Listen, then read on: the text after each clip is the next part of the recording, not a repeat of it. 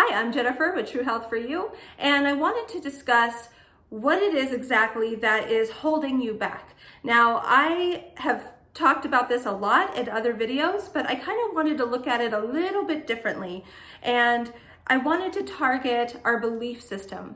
And it was kind of funny. The other day I had a situation where I kind of wigged out about something, and my friend was like, why do you have this belief around this? He was like, you're just creating it. And it was just kind of funny because I was like, I know he was right. I knew it.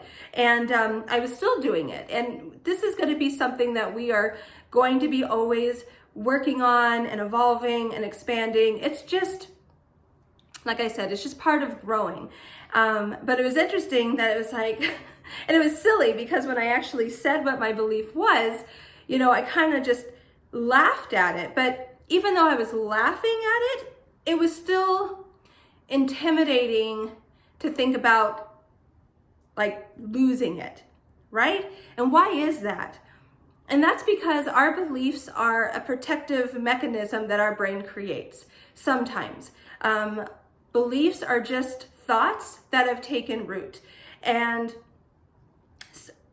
with my certain belief, it's kind of obvious where it came from, but I mean, it's like, who knows? I mean, I could have gotten this from family. This could have been, it's just, what I'm trying to say is it's deeply rooted, maybe our belief doesn't even belong to us.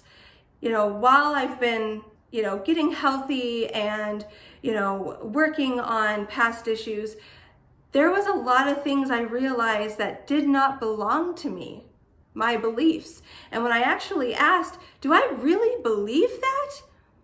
I didn't believe it. It was like either like my mom's or my sister's or, family or a close friend. It didn't even belong to me.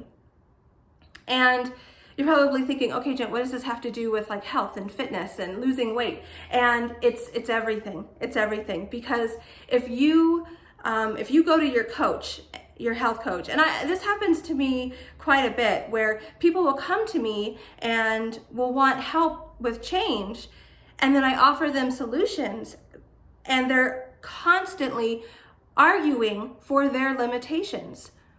It's like there's a part of you that wants the help, you want to evolve, but then it's like when the solution is presented to you, it's like, no, I can't do that. Like, I can't spend that money on myself. I don't have the time for that. I don't have time. I own a business. I have family. I have, and then the list goes on and on and on. I always mess things up. I'm an unorganized person. Oh, I'm a perfectionist. And we have this belief. You've been telling yourself that for how many years, and now it has taken root, and now it is a belief, and now the thought and concept of you letting go of that belief, it's frightening even. When I was thinking about my belief that I had to get rid of, I was like, oh, like this is a protective, this is what keeps me safe, and that's just not reality. It's not your reality if you don't want it to be your reality. And that was a new concept for me. And when I look back, I didn't realize how often I was arguing for my limitations.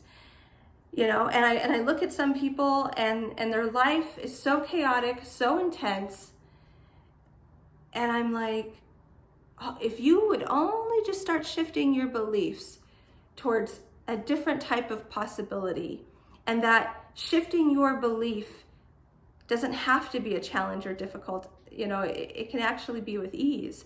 And so that is what I'm doing. It was like today, when I was thinking of my situation, I was thinking about, okay, I'm just going to laugh at myself. Every time I hear myself say it, I'm going to laugh. And thankfully, my friend who I said it to, he jokes a lot, and he was able to like break down like the intensity of it. Cause I was like, it's like, this might be funny for you, but this is really intense. But in reality, it's really not that, it's not real unless you want it to be real.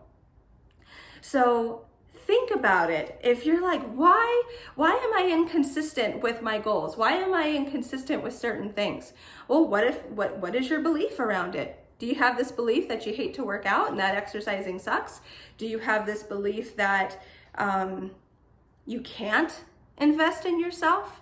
You can't spend that money on you, but you can spend it on others?